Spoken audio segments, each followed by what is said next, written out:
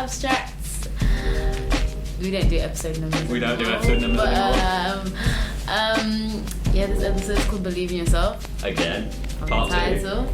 Yeah, part 2. We can actually say part 2 for this. And we do have a special guest. Another one of our team leaders, Imogen.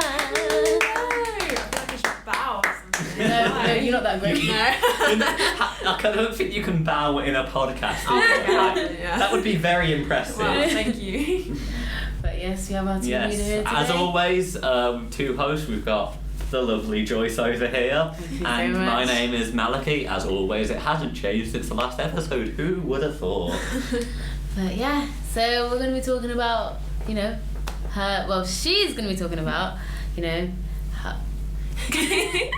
how she got to where she is, and the process of her believing in herself, maybe the struggles that maybe she's been through, and maybe the struggles she is going through, but it's up to her. How long you got? Yeah.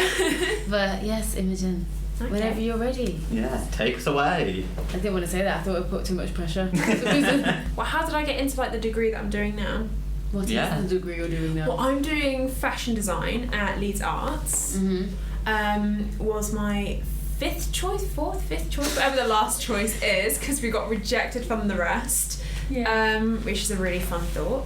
And yeah, I got there because, I've always loved fashion, but I'm trying to think how I got there. Well, it's an interesting one actually, because I wanted to go straight from A-levels to uni. But then I had to go to college instead. This isn't very interesting, but it does make sense. Everything is interesting. Just, we don't mind. No, but I had to go straight from A-level to college. And so I did my A-levels, and then I wanted to go to college to do when you do the foundation degree kind of situations, but all my teachers didn't want me to go and do fashion. All of my teachers, they didn't want me to do fashion. It was not a serious subject kind of situation. Did they have a suggestion for you instead? No. They funny that, isn't it? Yeah, they just say, no, you can't do that. So just don't go to uni then. Yeah, that sounds a bit harsh. Quite literally it. They didn't want me to go to college, but then it turned out that when I went to apply for the unis after I'd done the college, you couldn't apply for this course without doing a pre-course. Which is really funny, so if you follow everything your teacher said, I wouldn't have been able to go to uni anyway. So yeah, but yeah, so that's pretty much. So how did you combat getting over what your teachers said? If they were such this almost role model, they're in the position where they wanted to be. How did they get there? How can they help me?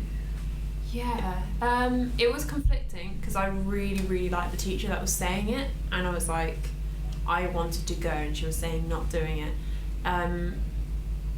It was a weird one. It was mostly because my mum encouraged me to go to college. When you take your mum's advice about anything, so I persisted. But my teachers just stopped encouraging me after that. They just had no support. And I think it's one of those where if you know that you've done something since a very young age, you just have to have real faith in the fact that that's what you want to do, and that's what you like. And that's kind of what I mostly did, and I just rode that wave until I ended up at the uni. And I got rejected from all the high-end unis, I don't know if you know, Central St. Martin's and London College of Fashion kind of stuff, which was really disheartening. But then Leeds accepted me, and that's the best decision ever to go there. So yeah. When doing fashion, you kept doing fashion in secondary school, did you? Did you face any judgment from peers, or did you face any Did you think that was a fake subject? Oh, absolutely, yeah. I mean, I had when I was working at Carb, I had a customer come and ask me what my degree is, and I said fashion. He said, why don't you do something that uses your brain? And I was what kind of response do you give to that? Because imagine if someone said that to, I don't know, a musician. Yeah. I think is a good example, ironically, from the last episode with Beth. Yeah, exactly. But imagine someone saying, why don't you do something to use your brain with a musician? You'd be well, it does. I have to, get all this placement right. Exactly. And surely with fashion, it's similar to something, not similar, but it has similar qualities, similar aspects to design in general, and I think like graphic design or any sort of arty subject, would people say that's not using your brain? Yeah. And if they do, why? Don't. No, that's so it, because it's weird as well, because when you think about it, the customer was obviously, because we were in public, was wearing clothes, standing out the till. Did the customer have really bad?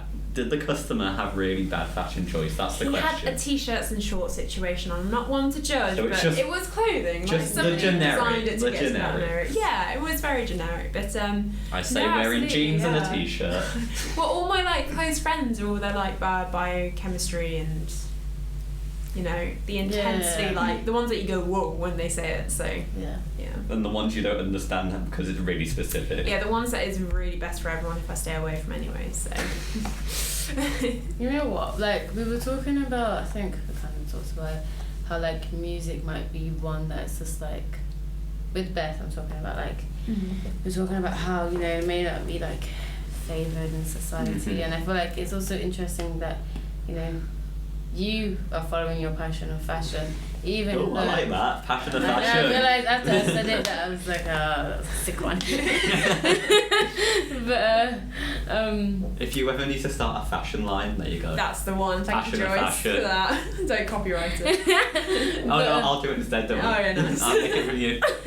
But, I've lost my trail of thought. I just think that the fact that you have followed that passion for fashion. I'm sorry. Despite the fact that it may differ from the typical stuff like maths, English, sciences, all that stuff. The typical thing that unis are for. Yeah. Like, you've decided to follow that. This is what I want to do. This is what will make me happy. Yeah. So. That's really great, and I feel like you and Beth are very good examples. I was quite excited to have you two as a team leader. Oh, that's so sweet. I said that to my mum. I really like my team like that. That's so sweet. Oh, when you say that, but you haven't had different team leaders. Yes, but poor old Danny. Anyways, and the two of you have both decided to pick kind of. Maybe I'm not sure. It's more creatively focused stuff in uni, which is it doesn't happen as often. Exactly. Because once you've got the fundamentals for creative stuff, usually people either go privately lessons. Yeah. Obviously that doesn't really apply with fashion, but privately or do it yourself and almost like self-teach. Well, that's the thing, because there's so much stigma around it, which I understand why, but I also don't. But then you think about the fact they've literally just slashed the funding in half now. I think it's in the last couple of weeks.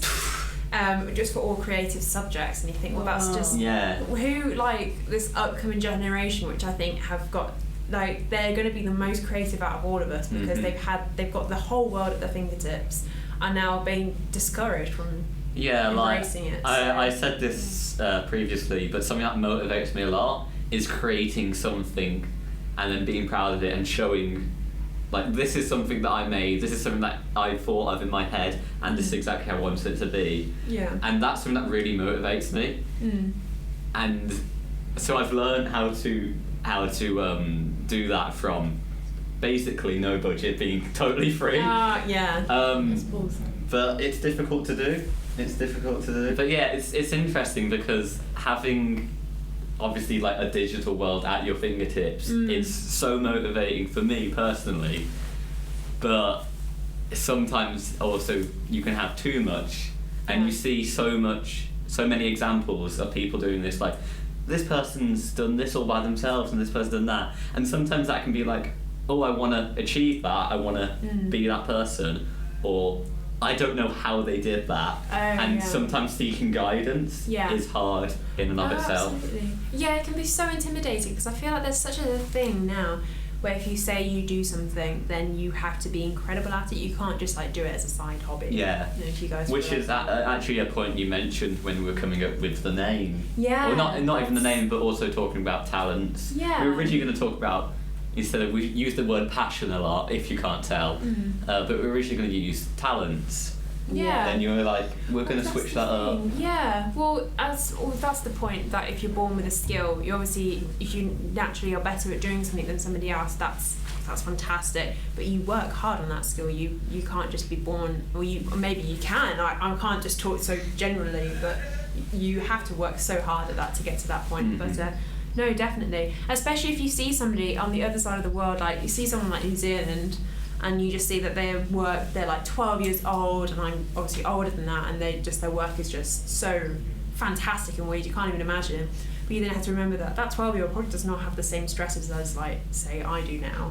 I think age is always a big factor as well. Yeah, exactly. Because if I came out and say, hello, when I was 15, I released my first game that I made from scratch. That sounds... That's incredible. Did you actually do that? Yeah. That sounds... But you're saying that because I was 15 then. But if I said, hello, I'm a random person, and I released a game from scratch... When I was 35. Or just whenever. Like, if you don't mention an age, you're just like...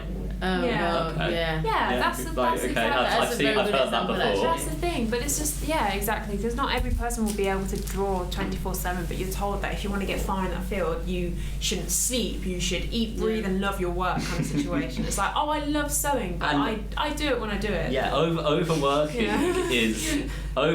is a big thing that shouldn't be, like... Celebrate, but shouldn't be this, like... not golden standard, but this sort of like thing to look up. Hard, thing to say. Exactly, I don't like when people do this, but also be like, wow, you did that. How amazing. That's exactly it's. Obviously, you work hard to get where you want to, but if you're not enjoying it, like, and you're doing it because you feel like you have to rather than feel like you want to, then absolutely stop. Like, that's not the one. You need to enjoy it. Yeah. Like, you guys inspire me to really find out what my passion is. Well, do you have a passion? I'm sure you have plenty. I probably do, but there's probably things that I'm not classing as passions. Yeah. Oh yeah, like because I've always been the one who does computer stuff.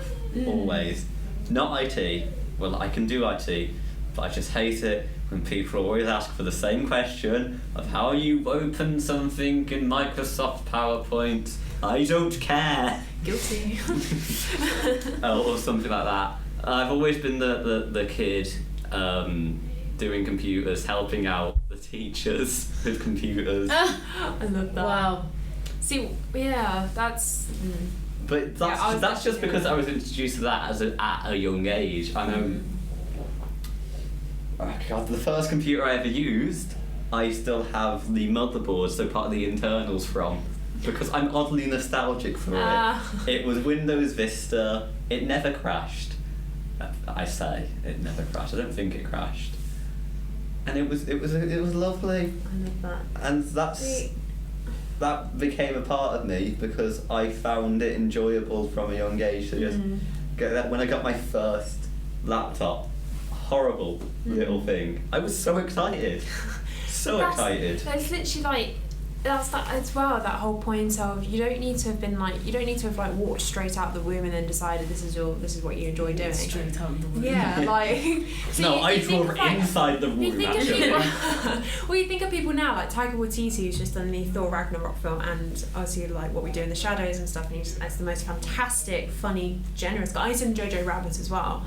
And he didn't pick up filming until I want to say like 35 or something. He didn't like walk around with a camera when he was 10. He just he realised that he enjoyed it and he embraced it, and it turns out he's really good at it. So, yeah. Obviously, you've spoken a little bit about uni, but do you still like? How do I say this? Do you feel like you're around people who support your passion now, or do you still feel like, there's judgment towards it? No, I think I'm quite lucky in the fact that now all my friends that I know of, as far as they've told me.